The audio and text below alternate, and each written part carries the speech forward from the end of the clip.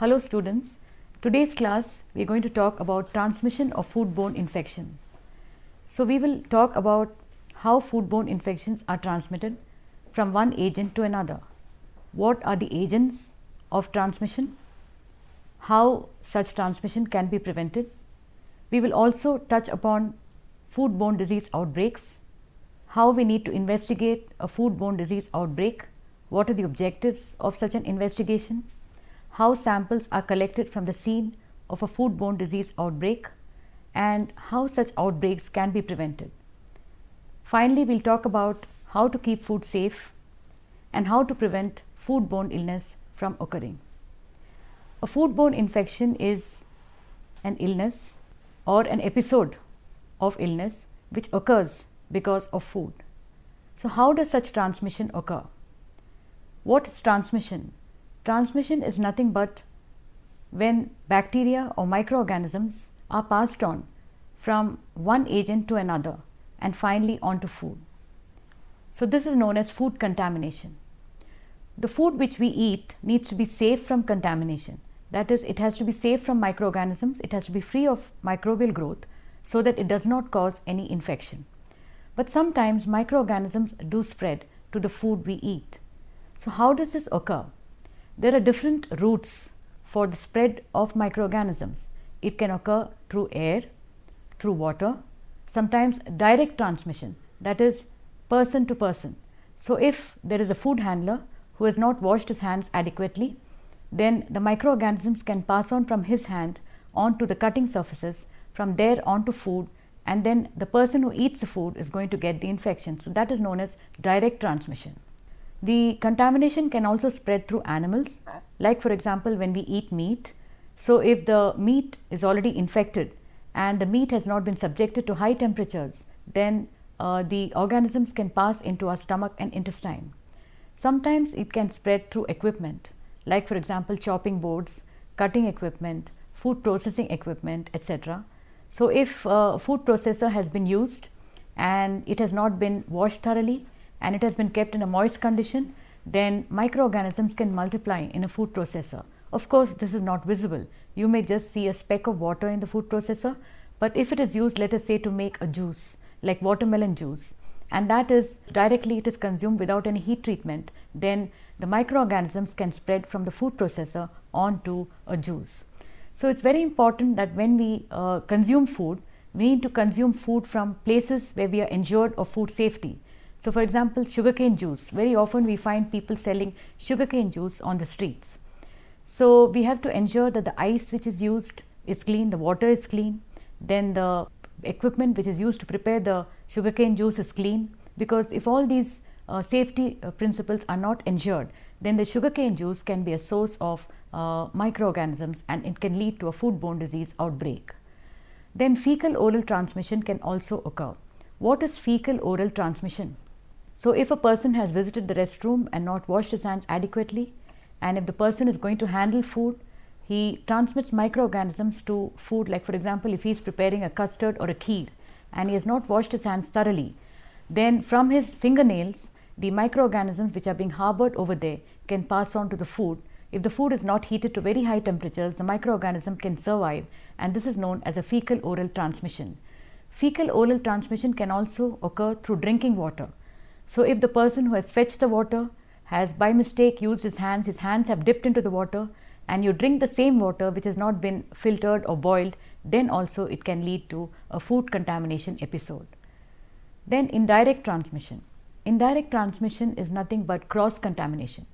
So cross contamination occurs, it's nothing but transfer of contaminants from one food to another through a non-food surface, such as human hands, equipment and utensils. So if the equipment or utensils is unclean, then the organisms can spread from one food to another. This is known as cross contamination.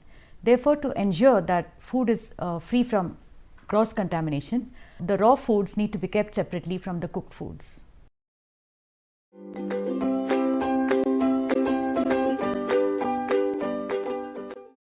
Let us now look at the agents of transmission. Who are the agents of transmission? Humans and animals are the agents of transmission. The humans are the ones who handle the food. So you have food handlers everywhere. you have food handlers at home in the kitchen.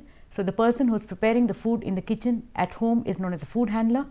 In a restaurant kitchen, the person who is preparing the food before it comes to your table is also known as a food handler. So the food handler needs to be taught about the basic principles of food hygiene. They need to take precautions, like for example washing hands thoroughly, keeping their nails trimmed and short, otherwise it will be exposed to microorganisms. Then they need to wear protective garments, like for example an apron, a headscarf, to prevent hair from falling into the food. All these precautions need to be taken. Also, the food handlers need to be told about the importance of washing hands and how microorganisms can spread from their hands onto the prepared food. So humans can thus be a source of microbial contamination, also animals, because very often we consume animal meat. So if the animal is harboring some disease, the microorganisms will be growing in the animal tissues, and when we consume the meat, the organism will enter into the human body. So we need to ensure that the meat is cooked thoroughly to very high temperatures. Also sometimes people have domestic pets at home, and these pets, if they are harboring some organisms and they visit the kitchen, also they can spread these microorganisms. So animals also can be a source of contamination. Also milk, very often we consume milk. It's very important to consume only pasteurized milk. Pasteurization is where the milk is heated to very high temperatures to destroy pathogenic bacteria. Pathogenic bacteria are bacteria which can cause an illness. So if milk is not pasteurized, for example, sometimes you find that people directly they visit a dairy, they take milk directly from the cows or buffaloes. This is very dangerous because the bovine TB organism is not destroyed when you boil the milk. It is only destroyed during pasteurization, because pasteurization temperatures are very high and they are much higher than the temperature reached when you boil the milk. So only pasteurized milk should be consumed. Whenever you buy a carton of milk or a milk packet, it should be written pasteurized. Only then it is free from microbial contamination. We also need to ensure that cross-contamination does not occur. Cross-contamination is nothing but passing on microorganisms from raw food to cooked food. So very often you might be using a chopping board to cut raw fruits and vegetables. So if you use the same cutting board, for example, to cut a slice of cake, you might have chopped some fruits, like for example a mango. So from the mango skin, some organisms may have passed on to the cutting board and to the knife. So if it is not adequately washed and you use the same cutting board to cut a slice of cake, then you are not going to heat the cake, you are just going to eat it directly. So this is known as cross-contamination. So to avoid cross-contamination, we need to handle raw foods and cooked foods separately. So it's better to use different equipment, chopping boards, etc. for cooked foods which are ready to eat, and different ones to use raw food, or it's better to wash and disinfect them thoroughly before using them for cooked foods. So the principles of separation are very important. Keep raw meat and raw produce separately from cooked meat and cooked produce. Also during the interface, we need to ensure prevention of cross-contamination. For example, large vans are used to transport foods from one place to another.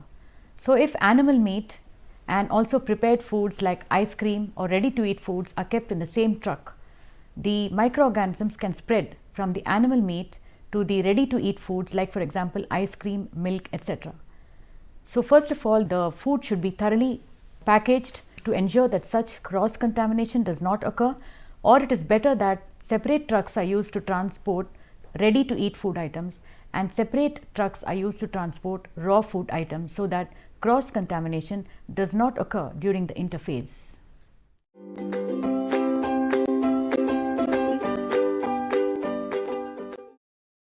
Now let us look at the contamination chain. How does that occur?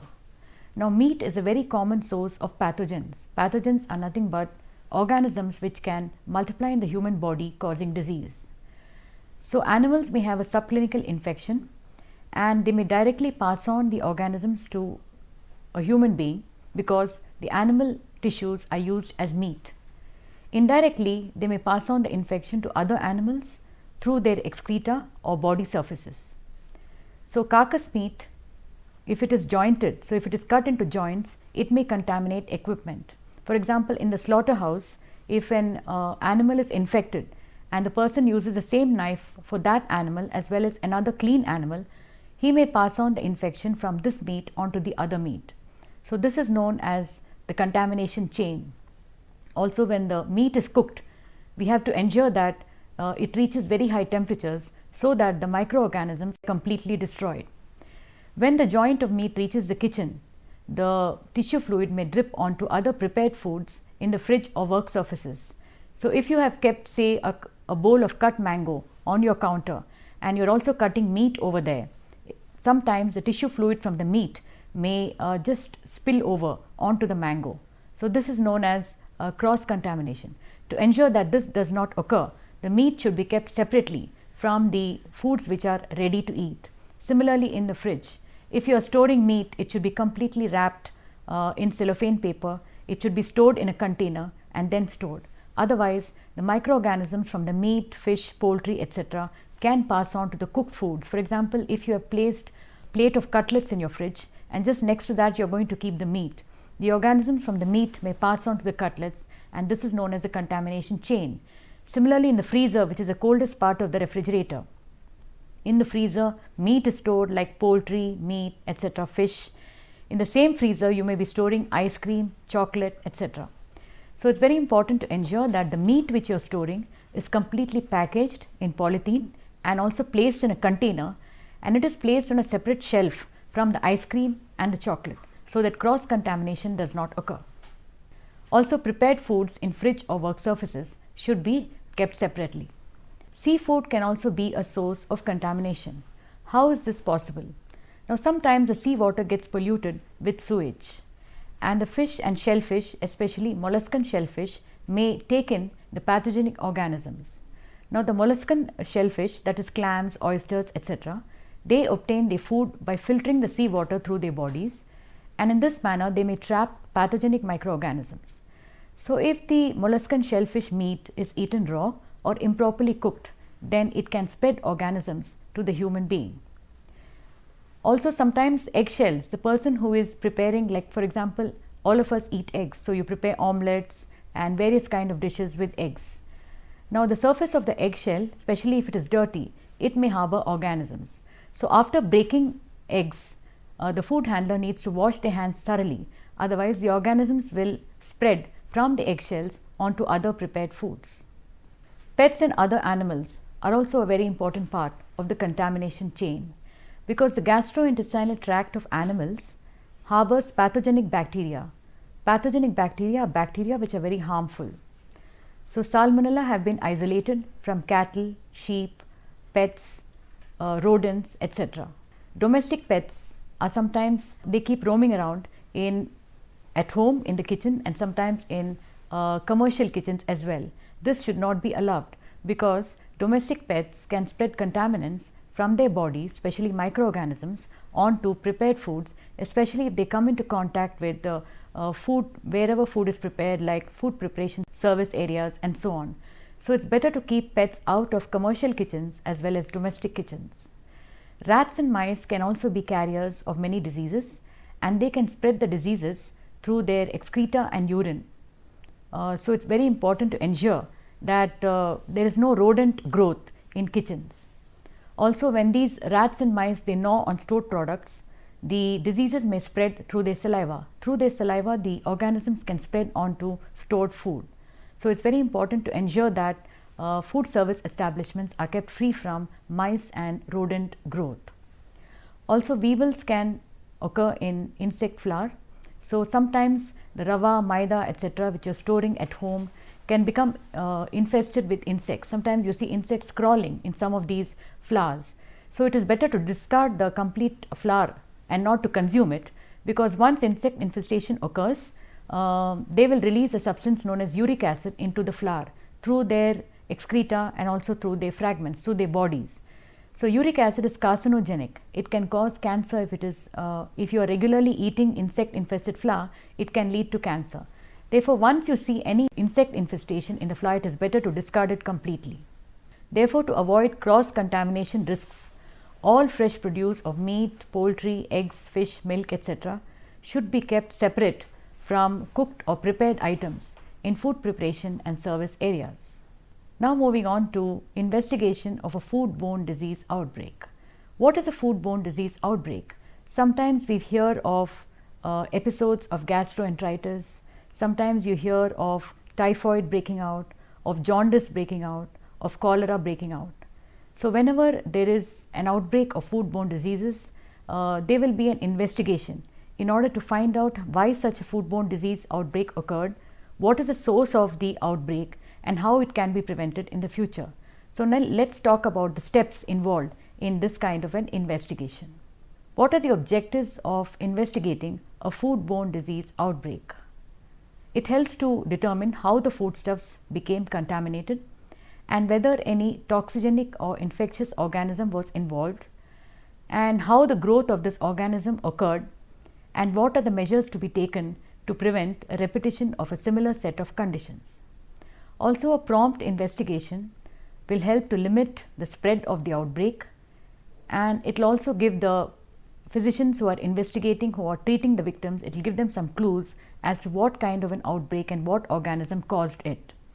Also, publicity given to such an investigation, as also explanation of its cause, will be very useful to educate and warn the public so that to prevent such outbreaks from occurring in the future.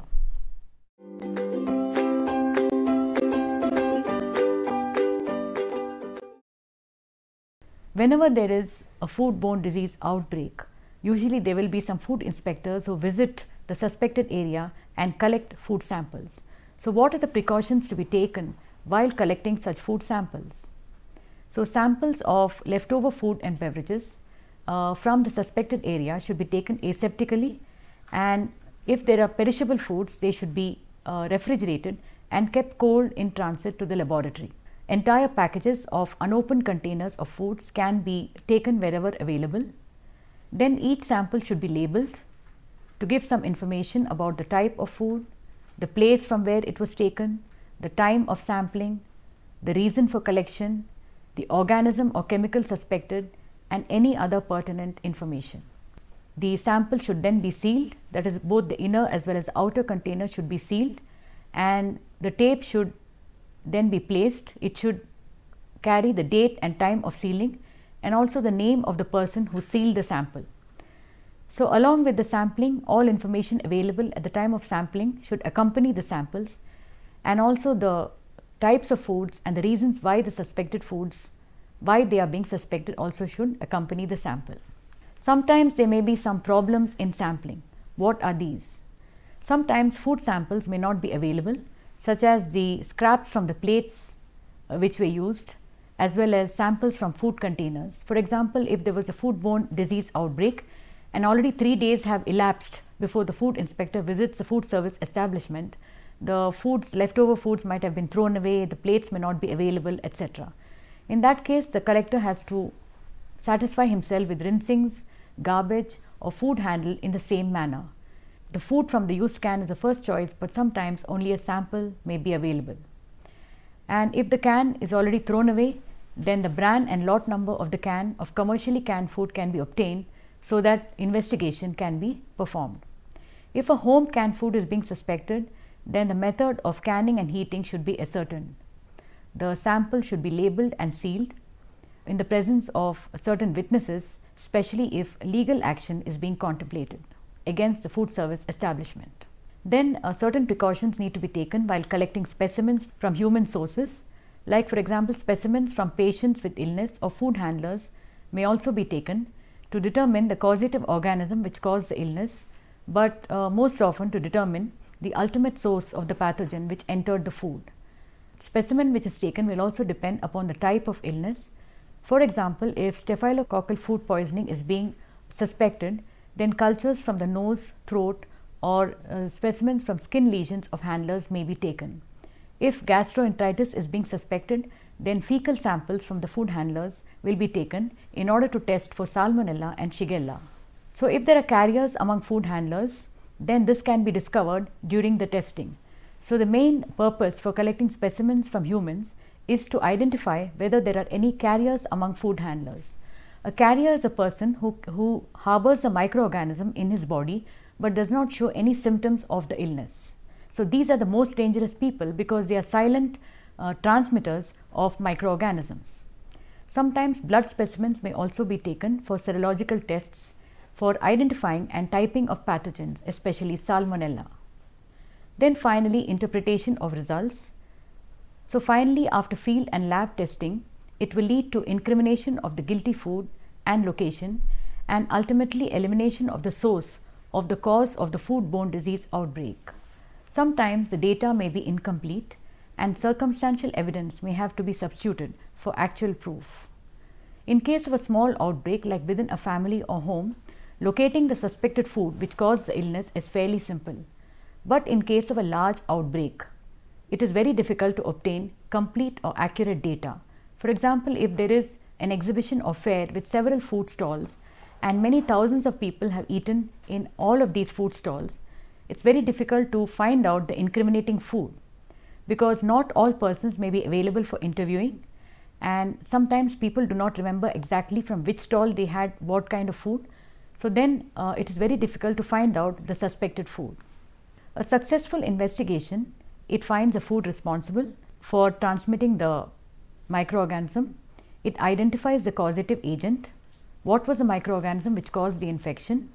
It finds the source of contamination of the food and eliminates that source. Like for example, let us say that there is dosa with chutney being served in a fair. So sometimes it may lead to finding out that the grinder which is used to prepare the chutney was not clean, and that was the source of, because chutney is served raw, it is not heated. The dosa may be heated to very high temperatures and the organisms may be destroyed. But since the coconut chutney or dal chutney is served raw, and if the mixers, grinders which are used to prepare this chutney is not clean, they may have found out that that was the source of the foodborne disease outbreak. Therefore, we need to educate the food handlers as to how to keep the equipment very clean, how to sterilize and disinfect the equipment regularly in order to prevent a foodborne disease outbreak from occurring. So finally, let's look at the preventive measures. How can we prevent a foodborne disease outbreak from happening? First of all, we need to keep foods free from contamination by selecting uncontaminated foods, like for example pasteurized milk. Adequate pasteurization and heat processing of animal foods is very important. Keeping away pathogen bearing vermin, like all food service establishments should be free from rodent growth. There should be no flies, insects, etc., which transmit microorganisms from one place to another. Also, it's important to avoid contamination from infected food handlers or carriers. So food handlers should be given some basic training in food hygiene so that they do not pass on microbial contamination. Good sanitary practices such as washing hands, kitchen equipment thoroughly. Eliminate opportunities for growth of pathogens. For example, the time gap between preparing and serving the food should be reduced so that food is not kept for long time in warm temperatures. Prompt consumption after preparation, and adequate refrigeration of perishable foods. For example, ice cream. Many times we go to ice cream parlors and eat ice cream, but if there is a power cut, then the ice cream may be subjected to microbial growth. So there should be adequate refrigeration. Suspected foods should be rejected without tasting, because even if there is a foul odor, it's important not to taste the food, because even a small sample can lead to a foodborne disease outbreak. And finally, it's important to educate the public about the causes and prevention of foodborne illnesses and the dangers involved. So through TV, mass media, newspapers, etc., we need to educate the public about the need to maintain hygiene while handling food. When they visit a restaurant, they need to ensure what kind of foods to choose, and to visit only restaurants where proper health and hygiene principles are being maintained. So finally, to conclude, let's go over the lesson again. What are the salient features of today's lesson? First, most important, transmission of foodborne illnesses. We spoke about the routes of transmission, like direct to direct transmission. We spoke about animals being agents. We spoke about fecal oral transmission and cross contamination. Also, the agents of transmission. Sometimes animals may be agents, humans may be agents, domestic pets. Then sometimes it can be seafood from polluted waters. Sometimes it can be microorganisms from the surface of eggshells. Sometimes it can be flies, rats, mice, etc. So it's very important to ensure that food service establishments are kept clean so that these agents do not spread microbial contamination. Finally, the investigation of foodborne disease outbreak. What are the objectives of such an investigation? How samples are to be collected? What the food inspector should ensure? And how finally he can decipher as to which food caused the outbreak and how it can be prevented in the future. I hope you understood this lesson. Thank you.